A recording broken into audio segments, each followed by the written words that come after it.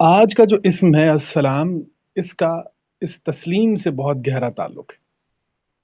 تو السلام اللہ کا ایک نام ہے جی، اور یہ وہ نام ہے کہ جو اس کا سب سے بڑا کام ہے۔ یہ وہ نام ہے جو اس کا سب سے بڑا کام ہے۔ پہلے ہم اس السلام کو بیان کر دیتے ہیں۔ تین بڑے معنی جو ہیں وہ آپ کے سامنے رکھیں گے جی۔ سین لام میم کے مادے پر، یہ سلامہ کے مادے پر یہ نام آتا ہے جی، اور اس کا مطلب ہوتا ہے جس طرح کہ ہم کہتے ہیں کہ یہ فلاں شے یا فلاں چیز یا فلاں ہستی سالم ہے، یعنی کہ نقائص سے پاک ہے، اس میں کوئی عیب نہیں ہے۔ تو ایک تو معنی یہ آئے گا کہ وہ نقائص سے پاک ہے، اس میں کوئی کمی نہیں ہے، یہ السلام ہے۔ دوسرا جو ہے، جو عنصر اس میں پایا جاتا ہے السلام کے اندر، وہ امن و سلامتی ہے۔ جو امن و سلامتی ہے وہ بھی آپ کو اسی السلام کے اندر دکھائی دیتی ہے۔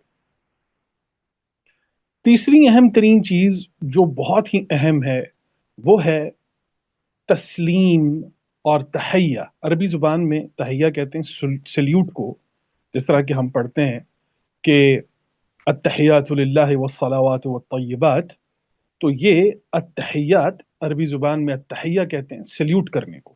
تو سلیوٹ اسی کو کیا جاتا ہے جسے تسلیم کیا جاتا ہے۔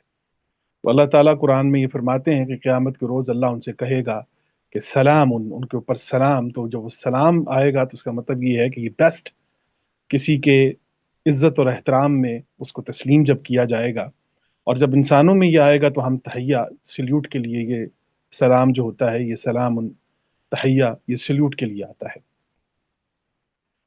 تو اہم ترین چیز جو ہم نے آپ کے سامنے رکھنی ہے وہ یہ ہے کہ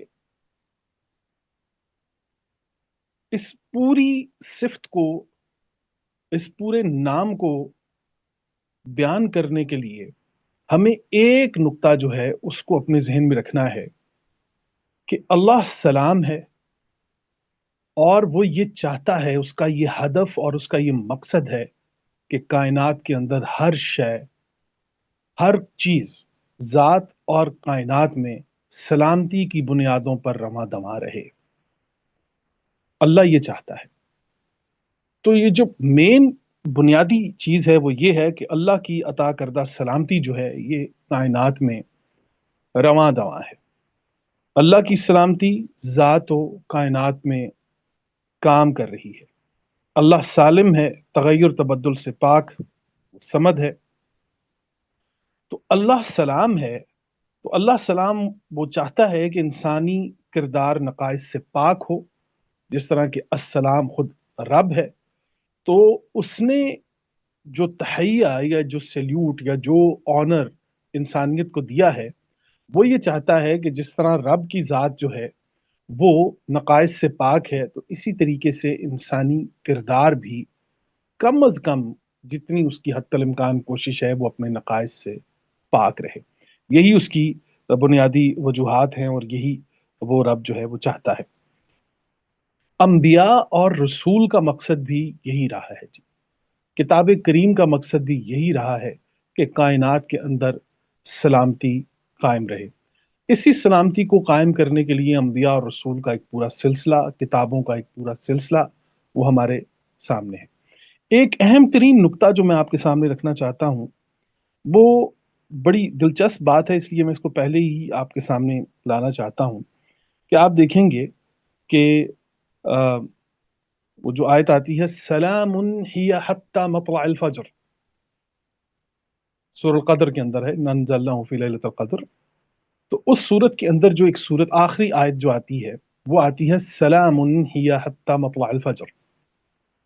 تو بحیثیت قوم اور ایک انفرادی اور اجتماعی تناظر سے بھی، دونوں صورتوں میں بحیثیت قوم، جن قوموں کی فجر سلامتی پر مبنی ہوتی ہے ان کی شامیں اور راتیں سلامتی پر مبنی ہوتی ہیں۔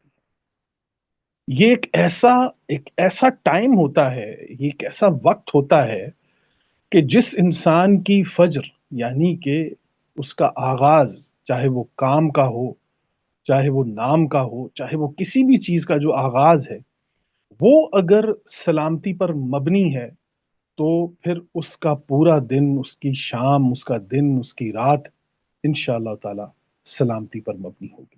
جن لوگوں کی فجر مصیبت میں ہوتی ہے، پریشانی، ظاہر ہے یہ وہ وقت ہوتا ہے کہ جب ایک انسان جو ہے، ایک تو وہ ہے کہ چلیں جو جس کو اللہ نے یہ توفیق عطا فرمائی ہے کہ وہ نماز فجر کے لیے، صلاۃ فجر کے لیے اٹھا ہے۔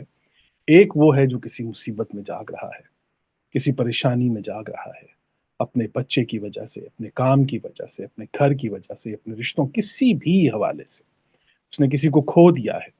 تو یہ دیکھ لیں کہ اس انسان کی صبح اور ایک عام انسان کی فجر میں کس قدر زمین و آسمان کا فرق ہے۔